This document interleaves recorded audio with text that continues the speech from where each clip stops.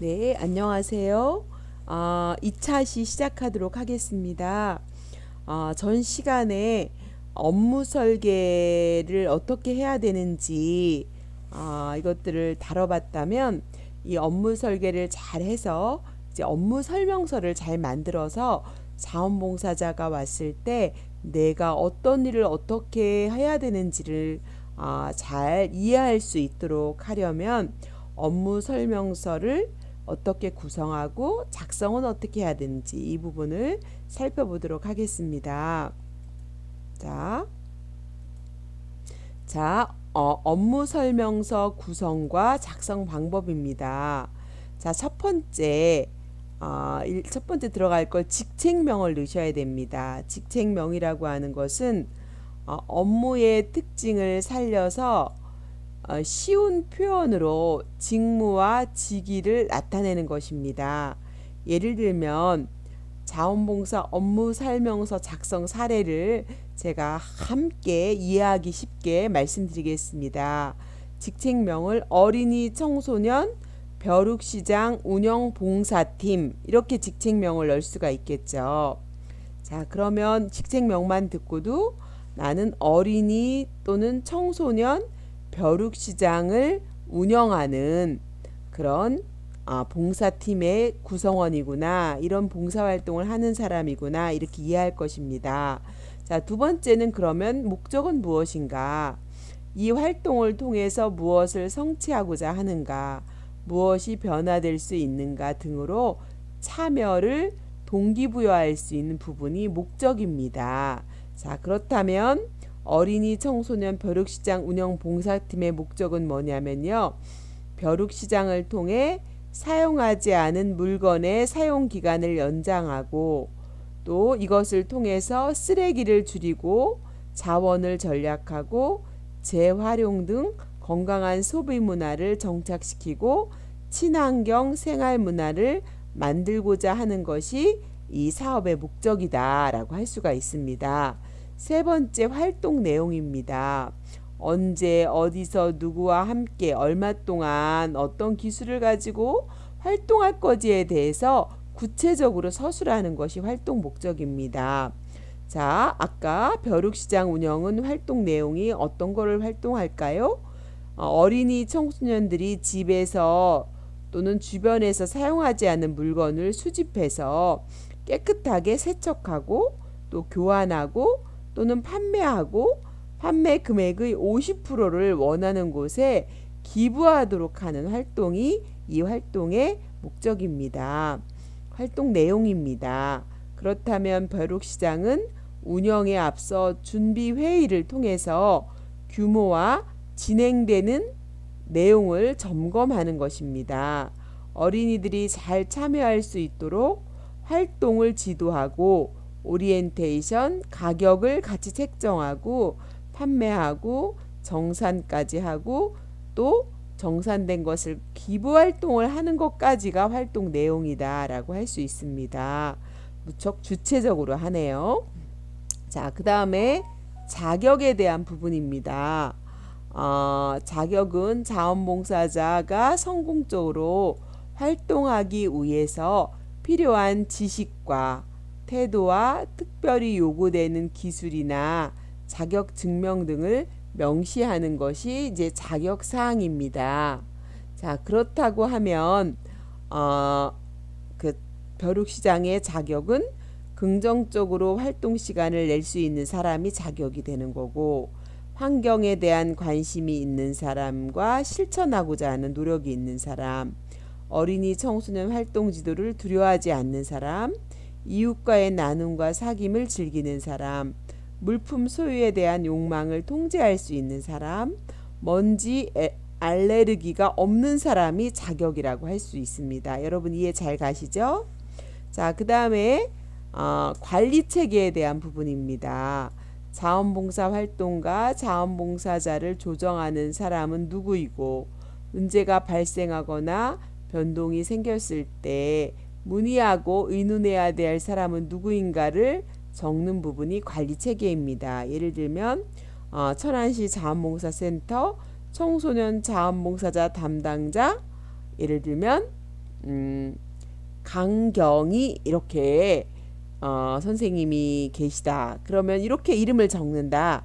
그러면 이렇게 관리하는 관리자가 어느 기관의 어떤 담당자 누구인지 뭐 이렇게 적는 것이 관리 체계다라고 할 수가 있겠습니다.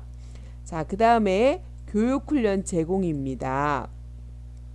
자, 교육훈련 제공은 자원봉사 활동을 효과적으로 수행하기 위해서 자원봉사 기관에서 제공하는 교육 및 훈련의 내용을 적습니다. 봉사자들에게 교육 내용을 사전에 알리고 준비할 수 있도록 합니다. 자, 예를 들면 자원봉사 교육 및 나눔 교육은 몇 시간 한다? 2시간 한다. 벼룩시장의 필요성과 운영 취지 및 방향은 2시간을 한다. 벼룩시장 진행 참관도 2시간 한다. 타 기관의 다양한 벼룩시장 벤처마킹과 기존 봉사팀과의 활동 관련 회의를 통해 진행 방식 습득 기회를 제공하는 것이 교육훈련 제공의 목적이다 라고 할 수가 있습니다. 자, 그렇다면 혜택 부분입니다. 자원봉사자가 이 업무의 과정 중이나 완수 후에 받게 되는 공식적, 비공식적 보상, 유무형적 혜택에 대해서 창의적인 아이디어를 적는 부분이 혜택입니다. 당신이 이 자원봉사를 하고 났을 때 어떤 혜택이 있는가라고 하는 걸 여기다 기재해 놓는 거죠.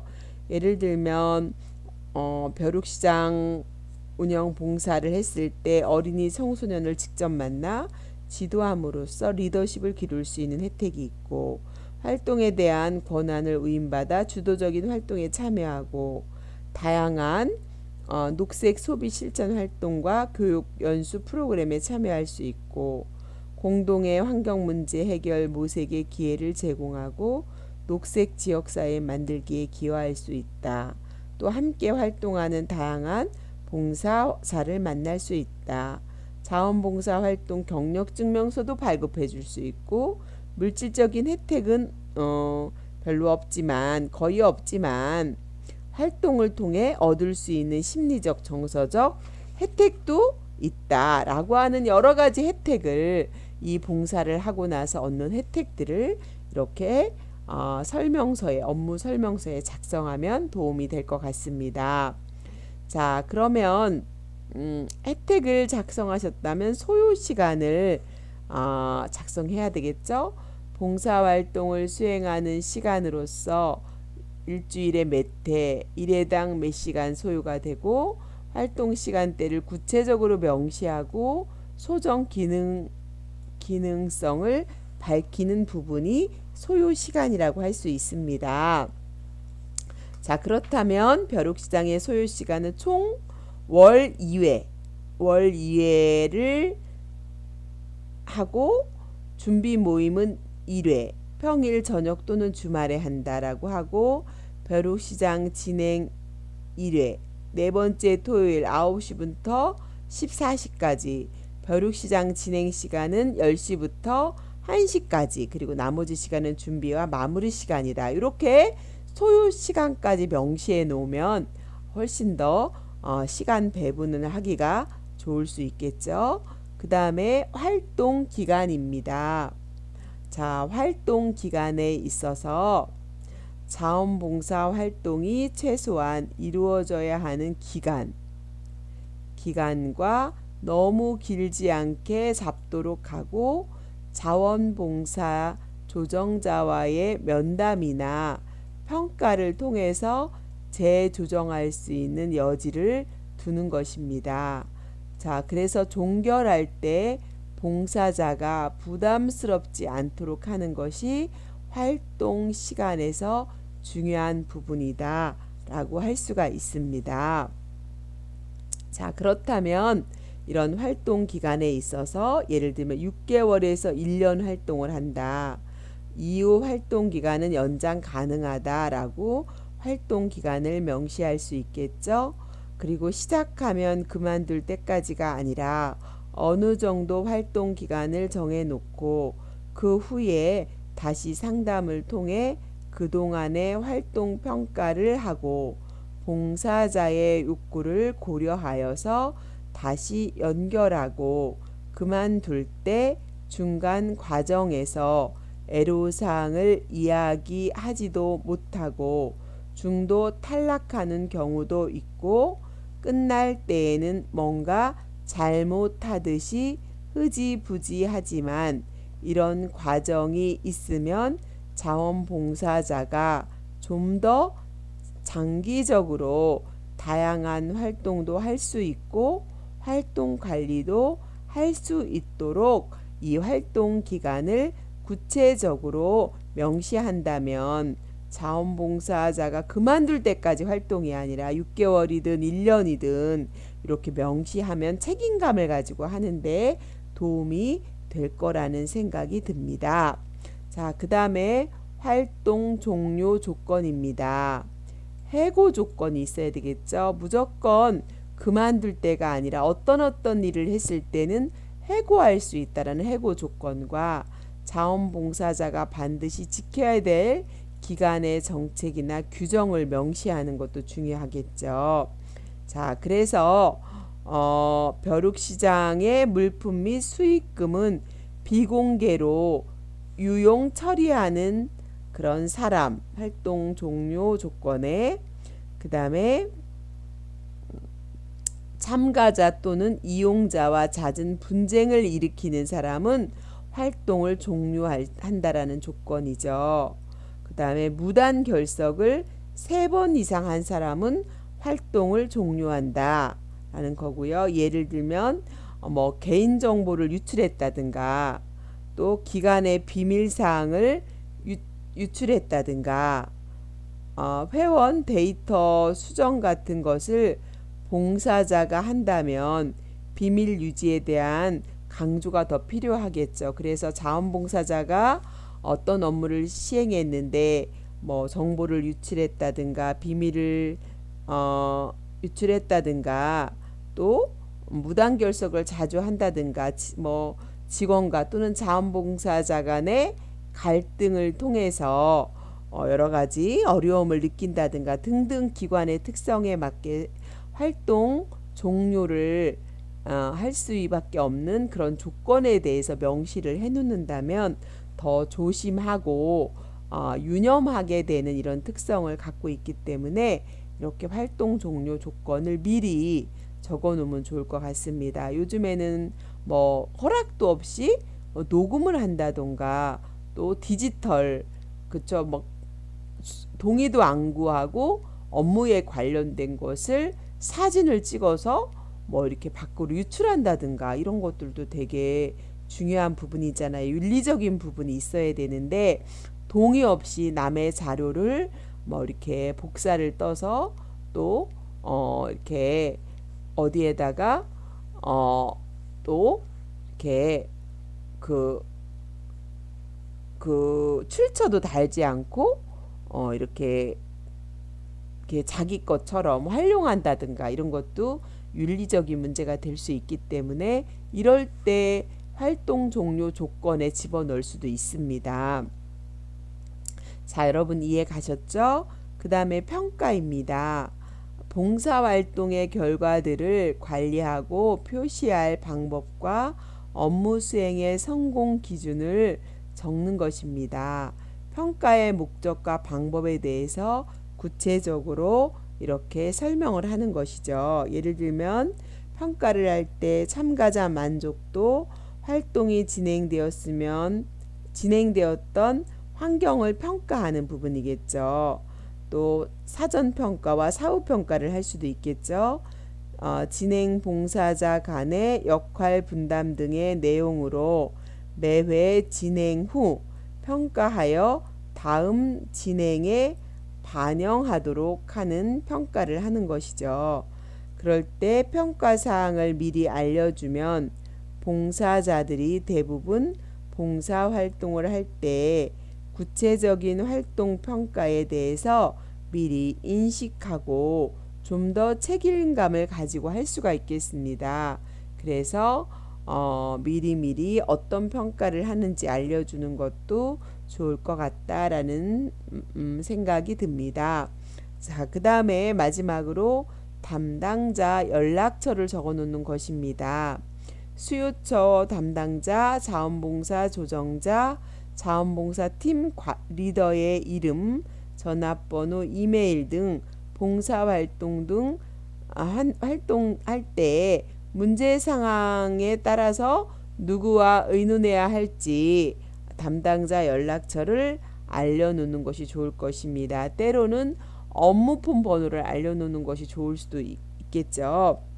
그래서 자원봉사 활동 관리자 이름 누구누구, 연락처 몇 번, 또 자원봉사자 임원, 조장 이름과 연락처 이렇게 적어 놓으시고 밑에다 본인은 자원봉사 관리자로부터 이 업무 설명서에 대해 충분한 안내를 받았고 충분히 숙지하였기에 이에 성실히 활동할 것을 서약합니다. 2020년 5월 20일 예를 들면 자원봉사자 예를 들면 김자, 미자, 정자 이렇게 써놓고 여기다 서명을 하는 거죠. 이렇게 한다면 이분이 내가 하는 자원봉사자에 대해서 업무 설명서를 통해서 목적부터 결국은 담당자 연락처까지 모든 업무에 대해서 어떻게 진행되는지에 대한 이해를 하고 서명까지 한다면 훨씬 더 이해를 하기가 좋을 거다라고 할 수 있습니다. 훨씬 더 만족도가 높고 이해를 하고 자원봉사를 한다면 훨씬 더 어떨까요? 효과가 크게 나타날 수 있겠죠. 네, 이렇게 여러분들이 자원봉사 조정자의 업무를 맡는다면 프로그램을 개발하고 또 프로그램을 기획하면서 여러분들이 다양한 업무 설명서를 만들어 본다면 이 틀로 만들어 본다면 정말 도움이 될 것 같다라는 생각이 드시나요? 네, 그러실 거라고 생각합니다. 자, 그렇다면 지금까지 선생님들께서 업무 설명서 구성과 작성법 또 업무 설명서 작성 사례를 제가 예시로 이해하기 쉽게 매칭해 드렸습니다. 자, 그러면 여러분 생각해 보세요. 우리가 막연하게 자원봉사를 하도록 하는 것과 이렇게 업무 설명서를 통해서 자원봉사를 하게 하는 차이점에 대해서 한번 생각해 보시라는 거예요. 그래서 자원봉사자에게 업무 설명서를 제공하는 것과 하지 않는 것에 따라 자원봉사 활동의 과정이나 결과가 어떻게 달라질 수 있을지 여러분이 토론해 보시면 좋을 것 같습니다. 제가 토론방에 그대로 올리기도 하겠지만 우리가 이 시간에 이렇게 업무 설명서의 유무에 따라서 활동의 과정과 결과가 어떻게 달라질 수 있을까 여러분 상상하시면서 여러분이 사전 사후의 변화에 대해서 어떤 변화가 있을지 한번 생각하고 토론해 보면 좋을 것 같다라는 생각이 듭니다. 여러분 2차 시는 여기까지 하도록 하겠습니다. 수고 많으셨습니다. 감사합니다.